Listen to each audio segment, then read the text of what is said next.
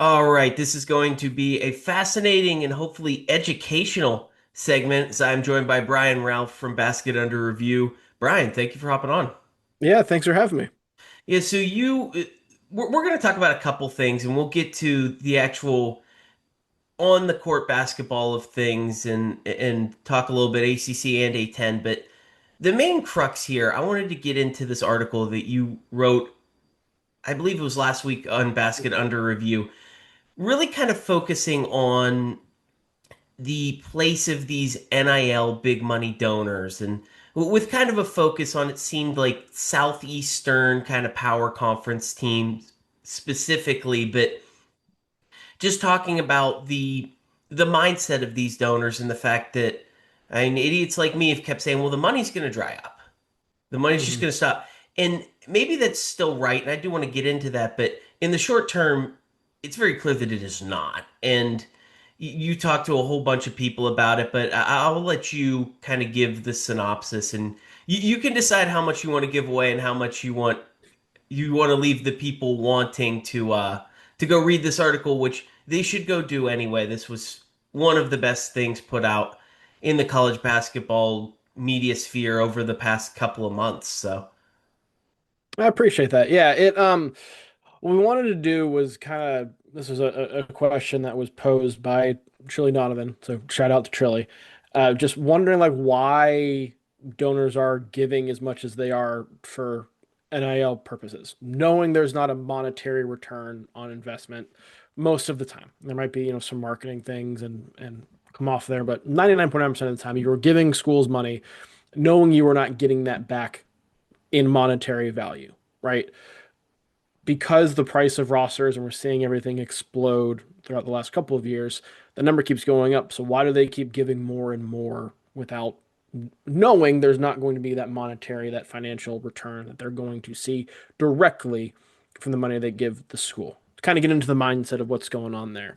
So I was able to talk to a number of donors and a number of coaches as well just about that, trying to figure out why, trying to figure out from a coach standpoint what you were offering, kind of what you were selling, because you are trying to compete, but you need to show, I think, a little bit more than that to continue to get buy-in from some of the most important people in your fan base. And so we got some good insight. I talked to four different coaches, and all of them had different insights on how they've tried to go about doing that. And the donors, I talked to four different donors as well, and they all had different motivations for why they gave. And I think that's interesting because we always think about the donor, the booster, with kind of a lump. We lump them all together as kind of one group, one person with one singular mindset. And there's different motivations for everybody. And so the piece kind of dives into that.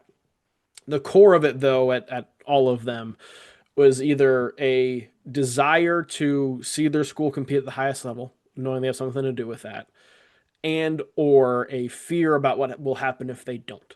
Not what happens to them, although there always is a bit of a pride and ego thing and a status part of that from a donor perspective. But a chance your school is not competitive, a chance your school becomes irrelevant, a chance your school gets left behind if there is some sort of break off led by football with some of the power conferences and schools that may join them along there. So I thought that was an interesting underlying tone from talking to the donors is that as much as they want to compete for success, just as much they want to compete against being irrelevant. yeah, and just kind of skimming through the quotes, I gotta assume that the guys you were talking to were probably talking high six, if not seven, maybe even eight figure donors here, that these were the big guns. I mean, correct me if I'm wrong there, but these They seem like varied. important people. They varied. I don't know if we got to the eight figures, but they varied. I mean, there's probably not probably maybe a half dozen eight figure guys around there. There's that Texas Tech oil guy, but not Yeah. a ton. But I mean, presumably these are all people who, while the monetary input is probably larger now in the NIL space, these are the same people who were giving $1 million for a practice facility here, who were giving 2 million for a new coach contract there, 500,000 for an arena renovation. And so they've been soaking money into these programs forever. And back then it just wasn't coming with any sort of short-term result. You might donate to a practice facility that doesn't get built for 5 years. You really never get to know how much of a difference that truly made versus now you can give $2 million, say, hey, go pay for your shooting guard. And Mhm. if they get the number three choice with that money and that player turns out to stink, well, then you have a direct kind of recourse and a direct complaint line to the coach about that. Correct. And that the complaint line to the coach from the coach perspective is interesting. This was something that Chris Holtman brought up when I talked to him is he thinks about the donors. Essentially, he said there's a spectrum of where these donors fall in terms of their expectations. Some of them have discretionary income, love the school, want it to succeed, want the program to succeed. They'll donate and they view that as a worthy cause and they kind of get out. There's others who feel that donating money and giving you money gives them some sort of ownership or entitlement to calling more of the shots and being a lot more involved with being a GM type or coaching decisions, rotations, things like that, where they don't need to be be involved with.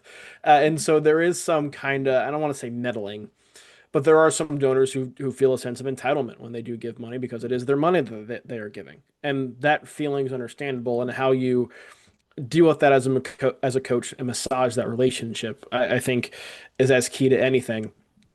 There, we talk all the time about roster management and having so many new guys in the current landscape. You're going to have a mix of newcomers every year. We talk a lot about managing that and making sure those guys come together and building chemistry quickly. But donor management is becoming a big thing as well, and having to manage the feelings of your donors and how they feel about your team and the way you're using their money. And it's a whole other dynamic that did not exist really 5 years ago. Because yes, there was the pride thing 10 years ago. Donor would give to the athletic department or practice facility, what have you, and then get their name on a building, and that kind of boosted the ego there.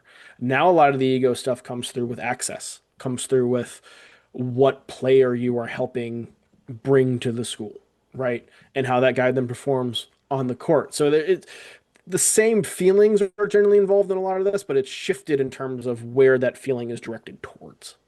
Yeah, and I'm really glad that you talked to Holtman specifically because I think DePaul kind of represents a very unique situation in this current era where this Mhm. was a program that was clearly at the bottom of the barrel in the Big East money-wise for a while. I mean, they hired Dave Littell in 2016. They hired Tony Stubblefield in 2022. Those were not exactly hires that were meant to get anyone all that excited, but Littell gets 6 years there. Then all of a sudden, 2 years ago, they decided to hire Chris Holtman, who is just clearly a mid to upper tier Big East level coach. The roster has been better the past 2 years. It's very clear that, and by the way, this should not be surprising for the largest athletics program in the city of Chicago, that they have been able to find people who have money that want to soak it into this. But I look at someone like Holtman, where Littell gets 6 years. He never even manages to win 8 games in the Big East, which Holtman did last season. Just snuck into the top 100 in Ken Palm. But do these does this donor power have almost more influence that a guy like Holtman now needs to start to feel a hot seat, and not him specifically, but Mhm. someone in his spot? You talked to some Wake Forest donors. I think Steve Forbes in a very similar situation where do you have to start feeling the hot seat a little bit earlier with this donor pressure? And donors have always had an impact over coach hirings and firings, but college Mhm. basketball coaches tend to last longer than college football or anyone else in the professional ranks. And I guess the greatest example would be Mark Pope at Kentucky, who's been decent his first 2 years, but has absolutely failed to meet the high expectations of that place. And he could be out after 3 years, even if he gets like a 7 seed this season. And that's Mhm. just not something that we've seen in the history of the sport. I think Kentucky is a little bit different because Kentucky fans treat Kentucky basketball like most SEC fans treat football, right? Where they are living and dying with every single game. And oftentimes that's okay in football because you don't play as many games. And so each one of those 12 games you play during the regular season means a lot more. And so there's overreactions in a way that there typically are not in basketball, unless you have a fan base that's as feverish about your program as Kentucky is, which they are one of one in that regard, maybe one of three really in that regard. But yeah, I mean, there is more pressure on them to win and be successful because of the donor stuff. But I think winning makes everything easier. The harder part about it, and I think the more sustaining part about it, is that donor management and relationship building with some of those most important donors and the most important people around your athletic program. The ones you're going to go back to and ask for more money and more money and more money every single year because you need this guy, you need this guy. Winning makes that process easier because winning is what automatically builds trust no matter what your relationship is with a donor or a coach or what have you. If you show you can win, there's an element of trust that is going to be there no matter what. Like I don't know Dan Hurley personally, outside of the press conferences talking to him. But if he asked me for money, if I'm a UConn donor to go get somebody, yeah, sure. You have proof of concept. You've shown me you know what you can do. So yeah, if I want to win at UConn, whatever you need, coach, go right ahead. That's different than somebody who, let's say, like a Steve Forbes, who hasn't quite taken Wake Forest to the level that Wake Forest wants to be at, or some of these other coaches that haven't built that same level of internal success or have that same track record of success. The coaches that do makes it easier. The coaches that are building towards something, or the coaches that may have a blip, may have a bad season or so. You need to have those relationships there so you have something to fall back on other than just your record, other than just what you saw on the court. Like let's say, Chris Holtman, I think, is a good example of this because DePaul bringing him in brought some buzz around the program that it needed and hadn't had for quite some time. And they've put forth now some pretty good seasons and they've stacked some progress together to where I think there is some proof of concept there with DePaul. Chris Holtman's a phenomenal coach. Like he's going to get that program to achieve things that they haven't in quite some time because of how good he is, right? But the tournament appearance is still not there. And let's say I don't think this is the case because I think they've built a really good team this year. And I think they have a roster that is an NCAA tournament caliber roster. But let's say there's an injury or let's say something happens and things don't go the way that they are planning. Without that tournament appearance or without that, real crowning achievement to your tenure, you need other things to fall back on so you can go to a donor and be like, hey, I know it didn't work this year when we got XYZ player, but it's going to work this year and this is why. You got to have some relationship value there separate from the court. And I think that's what the most successful coaches are doing is knowing they have to build those relationships the same way you would build them with a recruit or a recruit's parents or a transfer or an agent or things like that. I think that's becoming a real centerpiece to the coaching profession as well. Yeah, and it's all just so fascinating, and you do wonder at a place like Wake Forest, where Steve Forbes is such a well-liked guy, but still Yes, hasn't made an yes. NCAA tournament. Does it make a difference if the biggest donor at the end of next season, let's say they go 7-11 in the ACC again, if that guy walks in the door and just says, "Hey, it's time," or "Hey, I like Steve, I'll give you an extra $500,000 just to keep him." I mean, it absolutely matters. And the different schools will have different donors with different levels of influence, right? The Cody Campbell, who you mentioned at Texas Tech earlier, I don't want to say he calls the shots at Texas Tech, but it kind of seems like he calls most of the shots or has the ability to call most of the shots at Texas Tech if he wants to, right? So there are different levels of this, obviously, and there are, different ADs who take that input with different levels of seriousness and different levels of truth and absoluteness to it. You get some ADs who that may happen and be like, well, that's great. I still don't trust this coach to win, so we're not going to do that. And you have some who will kind of give the donors more leeway and give the donors a little bit more authority and more input that they take to heart. So it varies a lot. Forbes is an interesting case because of the financial position Wake Forest as a school is in, um, and the fact he is well liked, the fact that he does his career has been successful, other than the Wake Forest part where he hasn't quite gotten over that hump quite yet. Donor relationships matter a big deal there because they've still put together a pretty good roster this year.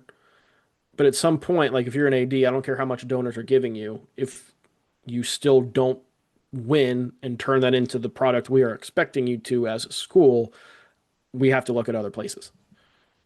So this kind of the whole centerpiece of this is that donor fatigue is just really not real at this point. And we're only a couple years into this, but were you able to get much into the weeds with any of these guys in discussions about medium term, long term? Are there guys with any discussions of, hey, well, 5 years, if this just isn't going well, it's going to start to Mhm. strain the wallet? Like, that's really where I become fascinating is what does this look like in 2035? What does this look like in 2040? Donor fatigue is very real, but I think donor fatigue ebbs and flows.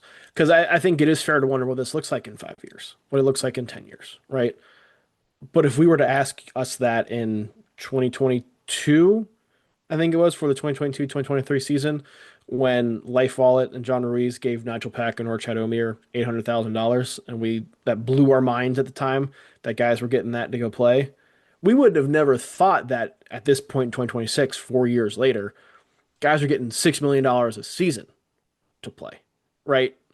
So who knows where it could be 5 years from now? It could the money could dry up. There could be more out there. We don't know, and I think that's one of the interesting things in all of this because college sports, you couldn't pay the players legally. There was no idea of what this market really was. We knew the general appeal of college sports. One of the reasons why we do what we do. We love college basketball. We love college sports, and they've become very popular throughout the last several decades because of the way people love sports. And there is a inherent tie to somebody's school that there simply is not with professional teams. Whether you went to school somewhere, whether you grew up around it, there's much more pride, I think, in the school fan relationship than there is a pro team fan relationship in most cases, anyway. And so, who knows what that relationship and how strong those ties are and how far that could drive up the prices that we see or the cost that we see in a lot of this. And that can lead into who can actually keep up with that and what the disparity between the power conferences and the non-power conferences and even the schools at the power conference level, the difference between Duke and Wake Forest, the difference between Kentucky and Mississippi State, right? Like there's going to be different levels, and I don't mean to go down a rabbit hole there. So many things could change in the next 5 to 10 years that we simply don't know. The same way we didn't know what it was going to be 4 or 5 years ago when all of that happened. So, and you mentioned guys are getting $6 million, and that would just blow our minds. I think the big difference because that AJ Debance number started floating around about a year ago. Was it Mm. six? Was it? This wasn't even rumored, but I'm just doing this to break it up. Was it 6.5? Was it seven? Like that's also a guaranteed All-American who was going to sell you out every single game you played Mhm. and it felt expensive, but you completely understood. Now we're starting to get like, and this might be completely unsubstantiated, but did LSU just offer 5 million to a random pro playing over in Israel? Like we're getting stuff like that where that's the moment where it starts to feel a little bit more out of control. Where at that point, if I'm an LSU donor, I would just look away and just be like, yeah, it's year one. I guess we'll just take a mediocre season and you can have 5 million next year to go hunt whatever breakout freshman hits the portal, like to go get last year's version of a Buka Corey or something like that. I'd rather just spend the money there. But it seems like no one has that mentality. If the money's in the budget, it's like an NBA salary cap. You use it or it just goes away. That is the mentality of some donors. Certainly, they want to see some proof of concept first, which coaches like Will Wade at LSU, guys who are new, if they win, they generally see an influx of money a couple years in because there's all this belief, there's all this hope. Look at how much money Louisville's pouring into Pat Kelsey in year three, right? They believe that they can get over the hump. He took them from the depths of Kenny Payne to a good first season, a promising second season that I don't think delivered the way Louisville fans were hoping it would, but there are other reasons why that happened. And so now year three, it's like, okay, we're all in with this now. And they're putting together a group of Monstars, a group of Portal All-Stars to go try and win a championship, go try and get back to the Final Four, win an ACC title. That's I think a cycle you'll probably see a good bit with new coaches now, where they'll get a good bit of money first, but they may peak in terms of the investment they'll get in year two, year three, year four, as long as they're able to have some success and show some promise in year one, year two, year three. So one more thing for you on this, and then I actually do want to ask you about Louisville from a basketball sense this year. Okay. That'll be our pivot, but you do briefly mention and the importance of being able to raise corporate money here. And that's I think is maybe even more significant as you start to get to these lower levels where they don't have the mega donor who can cut a $5 million, $10 million check. Yep. If you can get a sponsorship for $1 million at a America East school, that completely changes your entire budget. But these jersey patches that are now going to be this new source of revenue, and I know Arkansas is going to have Tyson Chicken. It seems like we have two or three others that have been cut. Were you able to get any sense of what the per year dollar figure is going to look like for a deal with like a top 25 team? Not a sense of per year. I know it's going to be substantial, particularly for like the bigger programs, the power conferences. It's going to be substantial. When they were able to put the logos on the courts last year, maybe 2 years ago, but when they were able to start advertising on the court, those were very high level, very pricey, right? Those were expensive. Those were good money makers for the school. I expect the jersey patches to be the same as well. The corporate stuff I think is interesting. Like that was something I talked to Chris Gerlifson at San Francisco. He was very open about it. He's like, yeah, we're in San Francisco. There's tons of corporate stuff here. There's tons of tech money. There's tons of things. We want to lean into that. We want to tap into that market that we hadn't really been able to tap into yet. And he thinks the jersey patches and things will allow them to do so. And so I think you're starting to see some schools and programs get creative with how they can get some money because there is the fatigue of having to go ask the same person over and over and over again, or the same group of people over and over and over again to give you money. If you can broaden that however you can, it's only going to be better for you and your program. Yeah, and it is just so fascinating. Now, like an Arkansas example, I'm pretty sure the Taste of Chicken guy's just giving them money out of his own pocket, so might Mhm. as well get some business value out of it. You think of like Memphis and the fact that this hasn't even been reported, but I assume there will be a giant FedEx logo on those jerseys by the time Yep. November rolls around. That just seems like one of the easiest partnerships to figure out. But you talk about places like Radford or Iona who hired not quite as qualified coaches who were guys who had a shot to maybe potentially get a job 3, 4 years down the road. You jump them early, but they're also people who had connections to money, and maybe you can get the jersey patch of a place like that, um, where the companies they know that they have connections into, they might as well get some advertising value out of their donations. Exactly. 100%.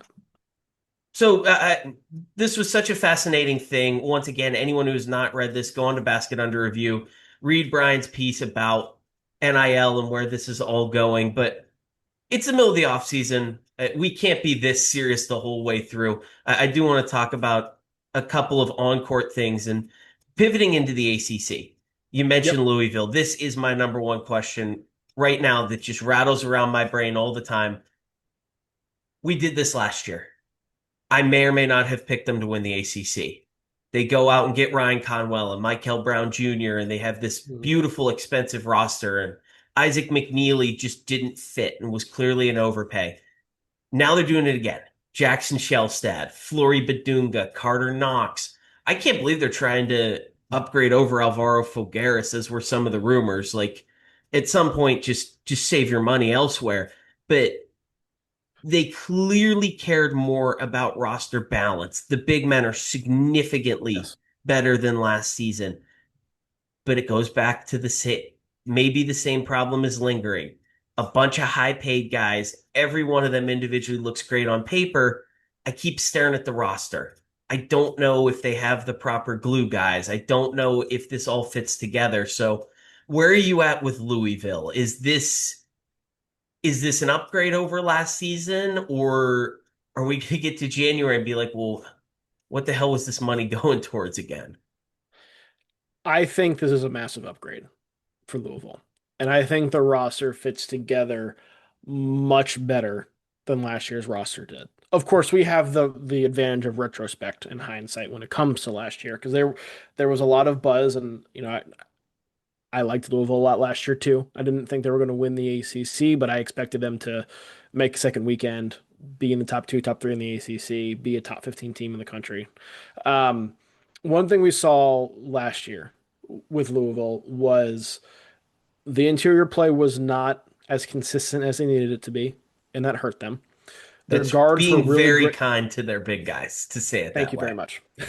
Their their guards were all very good offensively, but Michael Brown was the only one who could consistently break a defense down off the dribble. Conwell became that and got more comfortable doing that as the season went on. But Brown was the only one who could do that consistently. And then he had the injury issues and was in and out of the lineup. And they weren't great defensively on the perimeter. Like their point of attack defense was awful. They would let opponents in the paint whenever they wanted to. Then you have the lack of rim protection behind them. That was a problem. This team is different because I think they are better defensively. I think they are more talented. I think you have a lot of guys who can do a lot of different things. Floyd Badunga, I think, is the key to all of this. They have depth behind him. Gabe Dines coming from USC, big guy, 7'5". I don't know if he's actually 7'5", but massive, massive dude. Worst case, he's going to be a rebounder, a rim protector who can get you 12 minutes a night. I think that's probably where he's best suited as. Ikezi, the five-star freshman who's going to come in and probably back up Badunga. Great pedigree, great promise as a player, but he's still going to be in his first year playing in college. You don't know what that's going to really look like. So there is a bit of this that is hinging on Badunga being healthy and being good.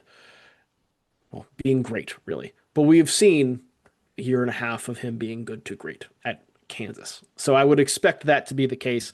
You know what you're going to get from him defensively. I think he is one of, if not the best defender in the country. Lob catcher, rim protector. Offensively, he's got an expanding game there. Fulgaris gives you your spacing. We know Pat Kelsey likes shooters. Fulgaris is that. Carter Knox is a really good shooter, really good defender as well. Like to me, he's like that quintessential 3-and-D guy. Bring some athleticism and pop in transition in there as well. Shelstad, when he was healthy as a sophomore at Oregon, he was one of the best players in the Big Ten in that Big Ten play. He had some of the biggest clutch shots that anybody hit that season. He was massive for Oregon. Struggled this year. He did have a hand ligament injury that kind of impacted his shooting. His efficiency numbers were nowhere near as good last year as they were when he was a sophomore. But I still believe when healthy that he is a game changing dynamic point guard. It would not surprise me if he's one of the better point guards in the country this season. Add some depth. I think this roster fits together really well because you last year you had the abundance of guards, an abundance of shooters, and you were going to overwhelm teams by really being really, really good at that one area, which they were able to do, but it didn't get them to the level they wanted to go.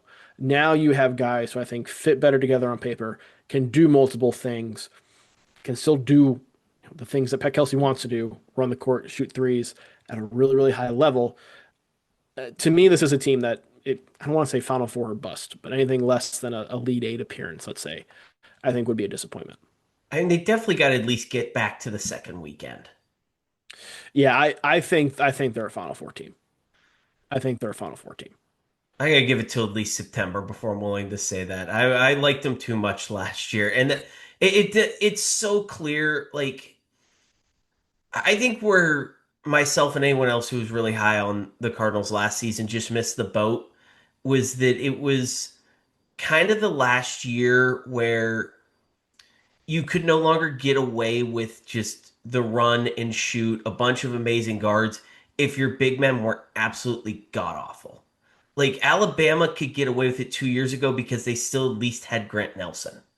Right. Louisville just didn't have anyone even half at that level. And No.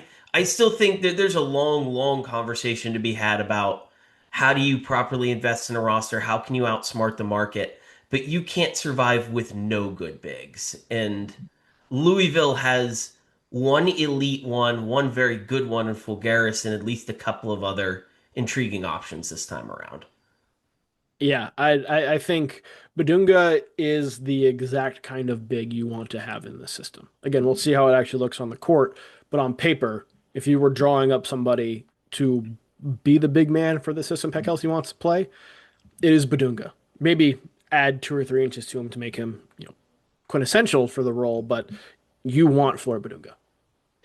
All right, one ACC team that you in May already feel like you're going to end up being much higher than the consensus on come preseason prediction time. There is a lot in the ACC. I think the ACC's upgraded a good bit in the last couple of years in particular, but I think a lot of the teams that had traditionally been towards the bottom of the ACC did well for themselves in coaching hires and have done well for themselves in the portal. Boston College is the one that I'll come back to, and getting Luke Murray to Boston College was massive. They put together a really solid recruiting class. I think Money Williams coming over from Montana is the kind of guy who, in that system, can be a very, very good player. I grew up in ACC country, so I remember the list of Boston College guards. Boston College was after they first joined the ACC when they were really, really good, like the Jared Dudley era. They remained respectable because they always had one elite guard who just somehow was phenomenal with average kind of stuff around him. I think Money Williams can get back to that kind of mold where he is leading a Boston College team that I don't know if they're an NCAA tournament team, but competes with the middle of the ACC, the bottom middle of the ACC. They're going to be out of the basement. I think I really like what they've done there. Georgia Tech bringing in Scott Cross from Troy, bringing some of the guys in that he did. I think there's a lot of potential there if they're able to get things to click. Scott Cross has won everywhere he's been. He's just a consistent winner. You know his teams are going to play hard. You know they're going to play to a certain level defensively. I could see them being a pretty solid team as well. So those are two that I'm looking at that may not make the tournament. I'm not expecting them to compete for the AC title or anything like that, but they're going to be vastly improved from where they were a year ago. All right, last thing here. And the pressure's on because last year at this time, Kevin Sweeney said Justin Pippen for this question. But under the radar, maybe not even on the radar at all transfer that you're looking at that nobody's talking about. And you're saying, hey, you know what? This guy could be maybe not an all conference player, but definitely at least a good starter in this league that you want to just have this clip for January to be able to go back and be like, hey, look at this. I was high on this guy. And now he's at 13 points a game. Does Preston Edmead count as somebody nobody's been talking about?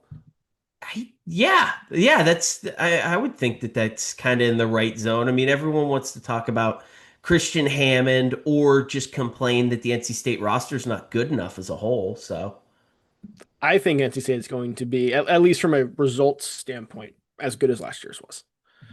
And I think Edmead is a big part of that. Cruz Davis gets a lot of the buzz from the Hofstra team last year because he was awesome. But Edmead down the stretch of the season was the best player on Hofstra's team.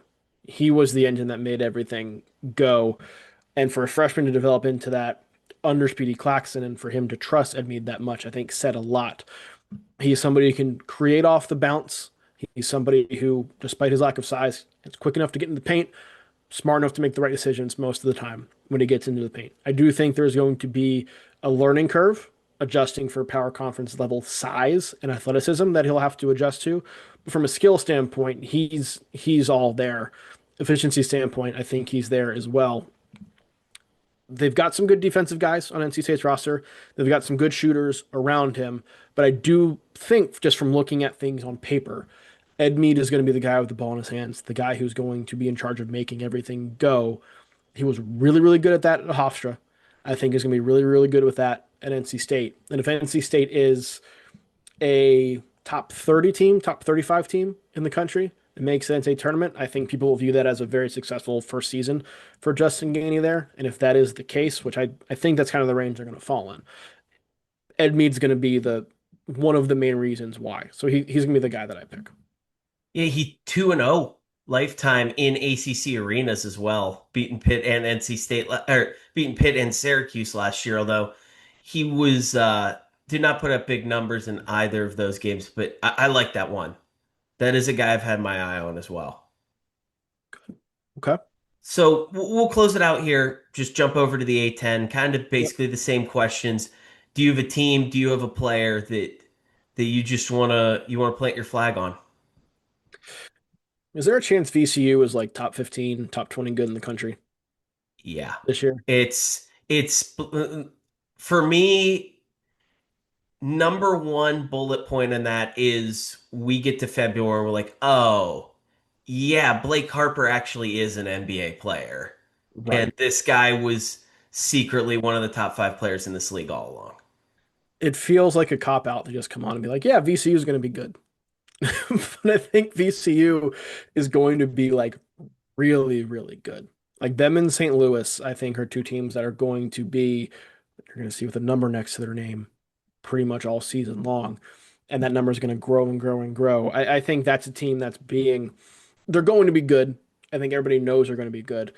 I still think they're being undersold in terms of how good they're going to be. Like I'm really, really high on what this VCU team can accomplish this season. I mean, if Harper's a massive upgrade over Jadrian Tracy, Hmm. and one of these random Ward, Noel, Sammy Jackson, Ralph Byer, can they get 80% of the Terrence Hill scoring production off the bench out of one of those guys, and the backup bigs are competent, all of a sudden it's a pretty easy path to see how they're better than last year if you assume some level of improvement out of Lewis and Jennings as well. Right. Like Lewis going from freshman season to sophomore season. I think it's fair to expect a pretty big jump from him, given his talent level and what he's shown he can do in flashes. Right. I think that's fair. You know what you're going to get from a guy like Djokovic. I think Harper, if he can come and produce, maybe not the level he did at Howard, but somewhere in between the Howard and Creighton level for him, where he's averaging 13, 14, 15 points per game. This is a VCU team that could be really, really good. If Blake Harper puts up his Howard numbers in the A10, he's an All-American. So Yes. I'm not going to go out and expect that to happen. Yeah, But I'm with you there as well. yeah, I mean, if we just get to the end of the year and Blake Harper and Nick Lewis are clear all A10 level players, it's pretty easy to see the pathway to VCU in the top 25. 100, I would say top 20 even. Yeah. There's probably going to be some parts where maybe they hit a lull in the schedule and they rack up a couple wins, and because they've proven they can be good, they crack the top 15 at one point. But I expect them to be pretty solidly in the top 25 for most of the year. Yeah, in St. Louis, that early schedule, getting Missouri, going to play South. I don't remember this off the top of my head. Grand Canyon, St. Mary's. So they have a chance in November to get some eyeballs on them. But uh, any transfers in that you're looking at, just thinking, wow, this and you're this there's some Mhm. serious competition here because right after this we're going to talk to your weekend under review co-host Matthew Winnick about All some right. guys he likes, but mark your territory now. Yeah, he's the transfer guy. He's gonna know far more and be more right about a lot of this stuff than I will. Um, I think people forget how good Terrence Arsenault can be. This is a funny one for me. And he's at George Washington now. Um, we're what, 2.5 years removed from him being like the breakout pick in the Big 12, and he kind of got log jammed in Houston's rotation because of the guards that came back, and yet that was a team that had L.J. Cryer, um, Manuel Sharp, obviously Uzan came in. Jamal Shed was still around, I think, one of those years where he was supposed to have his breakout. And so he didn't get the opportunity to really. And then he had the opportunity and he popped his Achilles. So it was kind of one of those things where he just didn't get the opportunity to really show everything he could do. Kelvin Sampson loved him, still loves him. Like, will rave about him and his work ethic, things he can do. He showed some flashes at NC State last year, but was far too inconsistent. He ended up in Will Wade's doghouse a little bit. He seemed very hesitant with the Achilles injury and things like that. But if Caputo and George Washington are able to get him confident again, that's somebody who can be a real game changer in the A10. He was the single worst preseason prediction of mine last year across any league, where he was my sleeper all ACC guy. I think I had him like number 9 player in the league. He was unplayable by February. And that's where I really hesitate. Like, even dropping down a level, we're now at the point that it still is just all flashes. And some of those Mhm. moments early in his sophomore year before the injury where he was a menace on defense, he's now a senior and we have yet to see him actually put it together. We have. I think a lot of that is confidence related. I did get to see him a good bit at NC State, and I don't know if he does much confidence in his game, although that is shaken. I think it's confidence in his leg and confidence in his Achilles and just confident that he can physically do the things that he was able to do before. And so that's the big mystery of this that I don't know. But I mean, if you're Caputo and George Washington, that's a gamble you're willing to take because if you get some of that back anyway, you get somebody who can be a real difference maker at this level. Yeah, and that's another guy who clear all conference ceiling Yes. and a Yes. potential defensive player of the year if he finds it. But that's a burn me once, shame on you. I'm not sure I'm going to let Arsenault burn me twice, especially because I think I'm going to be willing to let Donald Hand burn me twice over at Loyola, and I can only reinvest in one of these guys again. There you go. Whoever Winnick picks though, that's the guy to go with. Winnick knows his stuff when it comes to transfers. Yeah, we'll get to him momentarily if you're listening to this on 3 Bid League. But Brian, where can all the people find your good work? Where can they find your great write-ups, your thoughts? You're doing all kinds of stuff.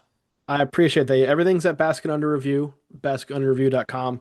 A lot of great off-season content that'll continue to roll throughout the off-season. So make sure you check that out. You can find me on Twitter at bralf33, which is BRAUF 33. All right, everyone go give Brian a follow and thank you for joining me. Thanks, man.